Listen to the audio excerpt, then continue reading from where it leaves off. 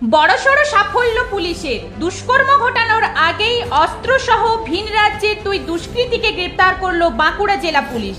ধৃতদের নাম অজিত কুমার, বয়স 30 বছর, ও রোহিত কুমার রায়, বয়স 31 বছর। দুজনের বাড়ি যথাক্রমে বিহারের বৈশালী জেলার ইসমাইলপুর, হাজিপুর ও পাটনার দীঘা এলাকায়। বৃহস্পতিবার বিকেলে বাঁকুড়া শহরের কাঠজুড়িডাঙ্গা মোড় এলাকার সেনকো গোল্ডের সামনে থেকে ওই দুই দুষ্কৃতীকে পুলিশ গ্রেপ্তার করে। পরে শুক্রবার পুলিশের পক্ষ থেকে ধৃতদের বাঁকুড়া জেলা আদালতে তোলা হলে বিচারক 7 দিনের পুলিশি হেফাজতের নির্দেশ দেন।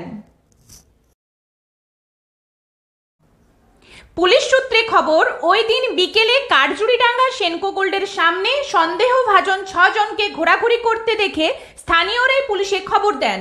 পরে বাঁকুড়া সদর থানার পুলিশ অজিত কুমার ও রোহিত কুমার রায়কে আটক করতে পারলেও বাকি 4 জন পালিয়ে যায়। ধৃতদের কাছ থেকে একটি 1 শার্টার বন্দুক, 3টি কার্তুজ, 2টি অ্যান্ড্রয়েড ফোন, একটি ছোট ফোন, একটি মোটর বাইক সহ বেশ কিছু নগদ টাকা উদ্ধার হয়েছে বলে জানা গেছে। একই সঙ্গে পুলিশ সূত্রে আরও জানা গেছে, ধৃতদের মধ্যে অজিত কুমারের শিক্ষাগত যোগ্যতা স্নাতক। এর আগে 2019 সালে সে বন্ধন ব্যাংকে ডাকাতির ঘটনায় পুলিশের হাতে ধরা পড়েছিল।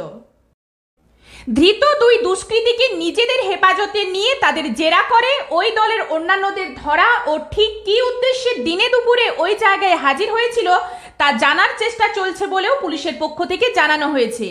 ব্যুরো রিপোর্ট, দক্ষিণ বাঁকুড়া দর্পণ, বাঁকুড়া।